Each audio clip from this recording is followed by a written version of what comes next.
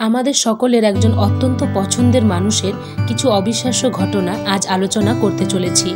যিনি কোনোদিনও কল্পনাও করতে পারেননি যে তিনি উঠে দাঁড়াতে পারবে, তিনি নাকি করেছেন পর্বত জয়, যার শির দ্বারা ভেঙে টুকরো টুকরো হয়ে গিয়েছিল একটা সময়।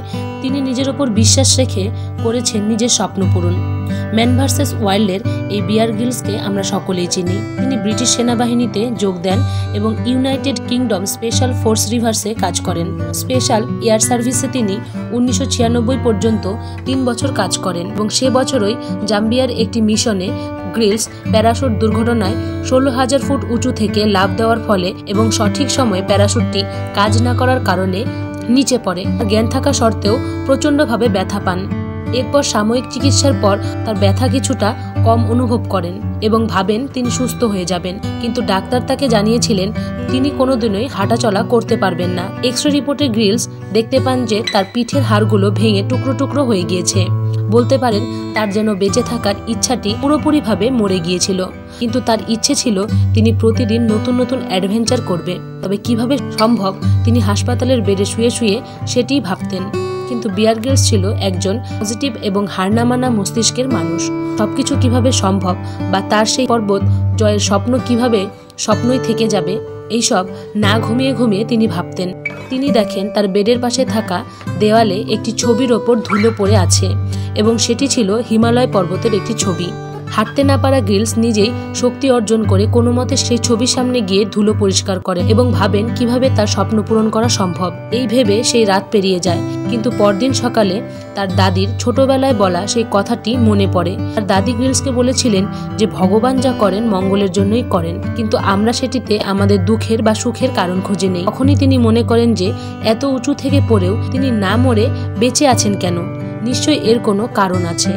এরপর তার মধ্যে থাকা খারাপ দুশ্চিন্তাগুলো দূর হতে থাকে, তার ফলে তার শরীরও বেশ খানিকটা সুস্থ হয়ে যায়। তার বন্ধু তাকে বলেছিলেন আমাদের জন্ম এবং পুনর্জন্ম হয় ভগবানের ইচ্ছায়, আর এটাও তোমার একটি পুনর্জন্ম যার কিনা আছে অতীত ও ভবিষ্যৎ নিয়ে কোনো দুশ্চিন্তা। বিয়ার গ্রিলস তাই বলে জীবন যদি কখনো আপনাকে পুনর্জন্ম দিয়ে থাকে তবে তার জন্য কৃতজ্ঞ থাকা উচিত। বেশ কিছুদিন পর তিনি বলেন সুস্থ হওয়ার পর আমি মাউন্ট এভারেস্ট জয় করব। অবিশ্বাস্য বিষয় হচ্ছে সেই মুহূর্তে দাঁড়িয়ে একজন পঙ্গু মানুষ বলছে তিনি এভারেস্ট জয় করবেন। বেশ কিছু মানুষকে তিনি বলেছিলেন এভারেস্টে ওঠার কথা, কেউ খুব বেশি একটা গুরুত্ব দেয়নি। কিন্তু প্রথমেই আপনাদের জানিয়েছিলাম বিয়ার গ্রিলস ছিল একজন পজিটিভ এবং হার না মানা মস্তিষ্কের মানুষ, আর তাই 3 মাসের শেষে তার ব্যথা কমতে শুরু করে এবং প্রায় 8 মাস পরে হসপিটাল থেকে তাকে ছেড়ে দেওয়া হয়। পাশাপাশি 1 বছরের মাথায় তিনি সুস্থ হয়ে ওঠেন। ডাক্তারেরা তাকে বলেছিলেন সেই সেনাবাহিনীতে তার পক্ষে আর যোগদান করা সম্ভব নয়, কিন্তু এটি সম্ভব না হলে টাকা উপার্জন করা তো আরই অসম্ভব। পাশাপাশি এভারেস্ট জয় করার স্বপ্ন অর্থ ছাড়া অসম্ভব। তাই তিনি বেশ কিছু স্পন্সরশিপের জন্য আবেদন করলেও তারা তাকে রিজেক্ট করেছিল। অবশেষে একটি আর্ম ফোর্স রাজি হয়।